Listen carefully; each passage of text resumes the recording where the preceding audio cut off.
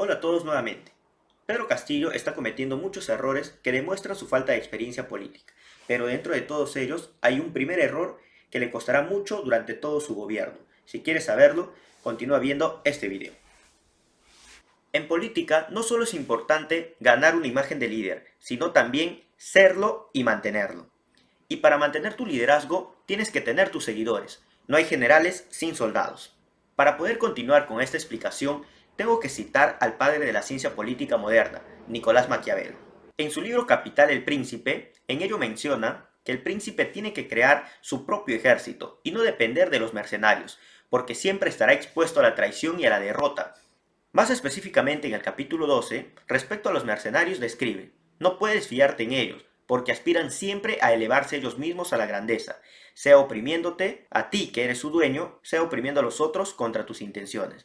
Quiero parar ahí y explicarlo. Si bien Maquiavelo se refería a los ejércitos reales en contexto de guerra, tenemos que contextualizar y precisar sus consejos en la política moderna. Así que a ejército nos referiremos a las lealtades que debes crear entre tus simpatizantes y militantes. Mejor dicho, debes de crear tu propio partido político, tu movimiento político o tus lealtades si es que perteneces a un partido político. No tener tu propio ejército, o mejor dicho, tu partido político, te deja sin la capacidad de negociar, defenderte o peor aún, quedarte solo ante tus adversarios. A diferencia de Pedro Castillo, Vladimir Cerrón sí siguió al pie de la letra estos consejos, por lo cual creó el Partido Perú Libre. Gracias a ello, sus simpatizantes y militantes son sus más fieles seguidores y defensores, y que por ahora se prestan como mercenarios al gobierno de Pedro Castillo, pero ya hemos visto en las recientes noticias cómo están atacando al propio gobierno y es más, están amenazando en no votar a favor del gabinete ministerial que Pedro Castillo acaba de inaugurar. Por esto es que Cerrón siempre se sintió superior a Pedro Castillo. Para entenderlo mejor, veamos algunos ejemplos de la política reciente. Alejandro Toledo creó su propio partido llamado Perú Posible. Gracias a ello, pudo poner muchas veces congresistas y mantenerse por 15 años en la política. Por otro lado, Alan García contaba con un gran ejército de larga data y preparación, un partido de más de 80 años de antigüedad. Este mantenía una gran cohesión y por lo tanto un gran apoyo en el gobierno y más que todo lealtad en la bancada dentro del Congreso. Por eso, durante su bancada de gobierno no tuvo ni siquiera un solo congresista tránsfuga. En el caso de Ollanta, él también formó su propio partido, llamado Partido Nacionalista Peruano, pero además se alió con otros mercenarios de izquierda que terminaron traicionándole o separándose de su gobierno durante el primer año, aduciendo principios. Pero, de todas maneras, este partido le pudo hacer sobrevivir durante sus 5 años de gobierno.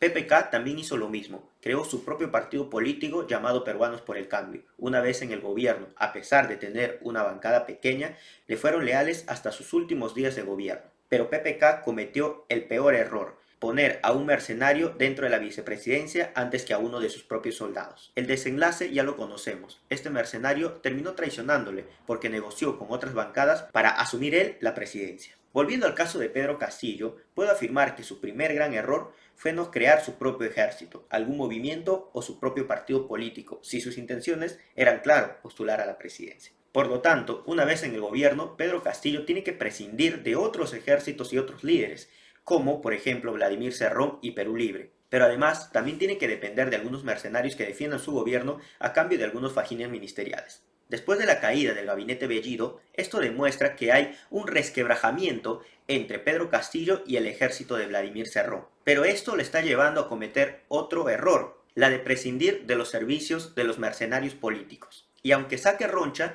yo tengo que mencionarlos. Me estoy refiriendo a los caviares. Si de mercenarios hablamos, tenemos que contextualizar quiénes serían estos en la política moderna actual. Quiero poner como ejemplo a Verónica Mendoza y a sus amigos que están dispuestos a todo por defender un gobierno a cambio de algunos fajines ministeriales. Verónica Mendoza estuvo con Ollanta y Nadine Heredia. Una vez alcanzado su curul, terminó renunciando a la bancada el primer año de gobierno. También apoyó a Susana Villarán, ahora ni siquiera la conoce. En el 2016 todos recordamos esa famosa frase: solo queda marcar PPK.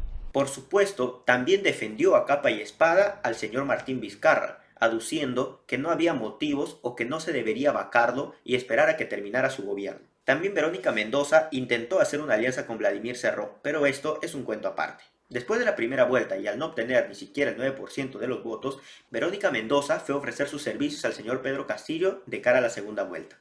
¿Cuánto le durará las lealtades de estos mercenarios al señor Pedro Castillo si en todos los ejemplos anteriores estos mercenarios terminaron traicionando a sus contratadores? Eso ya lo veremos durante todo este gobierno. Así que recuerda, querido amigo, si deseas ser político y postular a cualquier cargo público, asegúrate primero de formar tus propios ejércitos. Sigue los consejos de Nicolás Maquiavelo y de este tu humilde servidor. Si quieres seguir recibiendo este tipo de contenido político, no te olvides de darle me gusta a la página. Nos vemos, hasta la próxima.